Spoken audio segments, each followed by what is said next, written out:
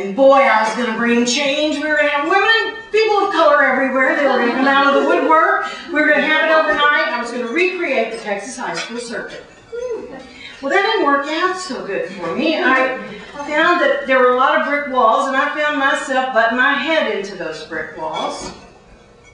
And I decided at some point that I just needed to garden my little corner of the universe.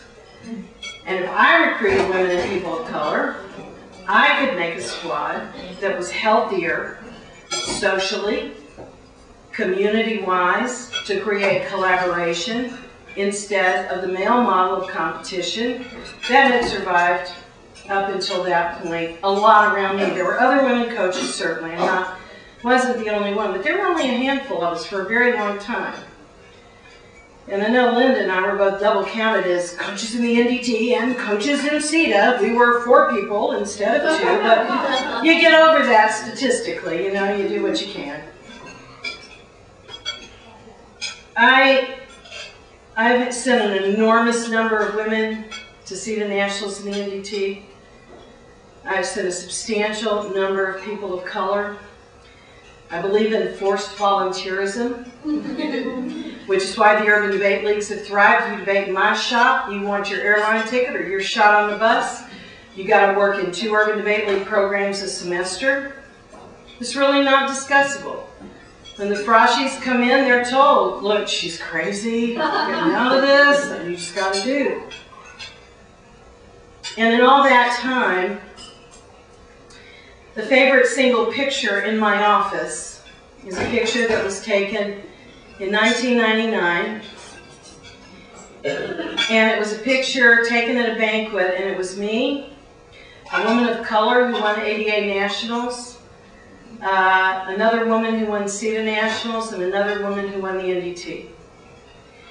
And the caption on the back of that picture in my office, which is framed, says 3 national champions and their coach. Now, 10 years later, I could Photoshop. It's so wonderful technology, and I will get this done. But it could be 7 national champions and their coach.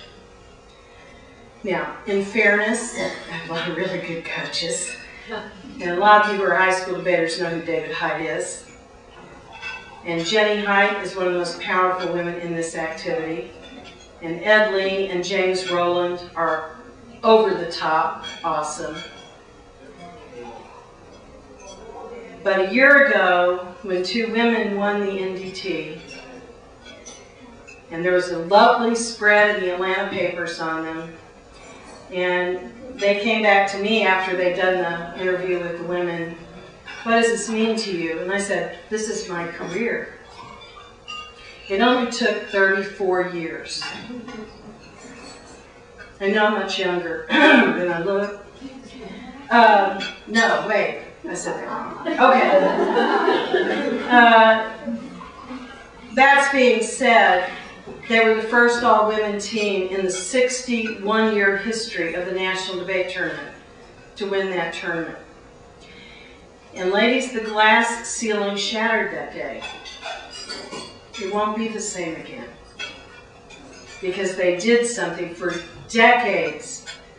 Coaches refused to pair 2 women together. Decades. Oh, they just can't win.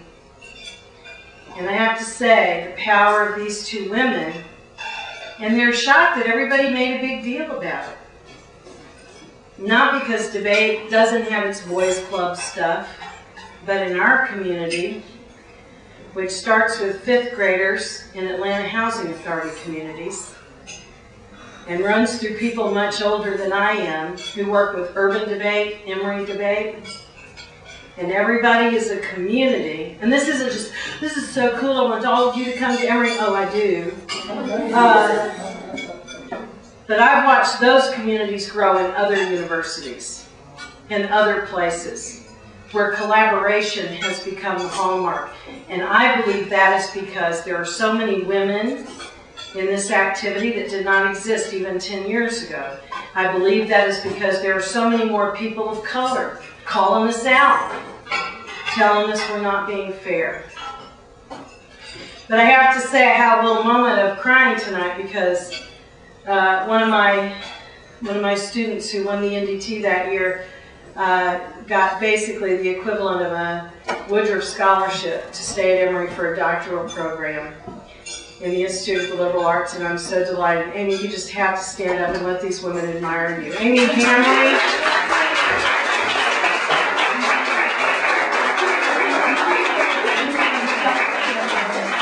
Drive her crazy, and it makes me happy. I did this because Raylan asked me. I did this because Tara Tate rocks. And she's taken over and done things I just didn't think possible. And I also did this because you are all my sisters. It's one of the few activities where we're all peers, ladies. It doesn't matter how old you are, what your experience is. We are all peers. And I did this because try as I might to keep my daughter out of this activity. Not because I didn't think it was powerful, but because she was born chattering, and I just didn't know that she needed it. My God, she could sing. Why would she do it? She should go do something, but she did it. And when I knew I was doing this, and before it ever became something else, I raised a lot of money today at the Motor City Casino in Detroit for Urban Debate, for the debate game. So thank you for letting me double dip here. But I called Leslie and I said, I don't think Dad can go, I don't think whatever, but I want you to come to this with me. Can you spare it? Because she's a professor now. She's also very busy and important. But I'm also doing this for her because it dawned on me when she was a high school debater that things hadn't changed that much from when I was debating. And whatever I had tried to do at Emory all those years, we needed to do more. But she taught me, as every woman that has ever been through my shop has taught me. And that's another reason I'm here.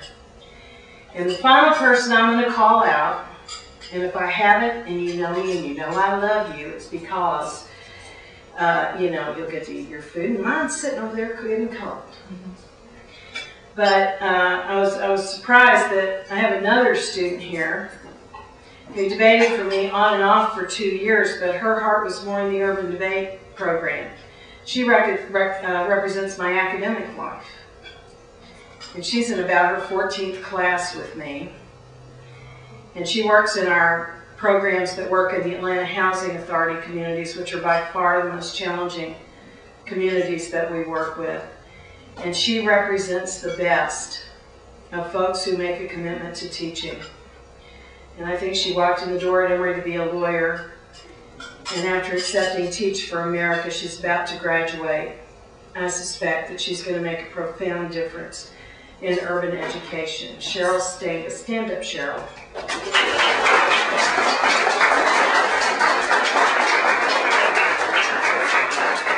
Okay, you all are awesome.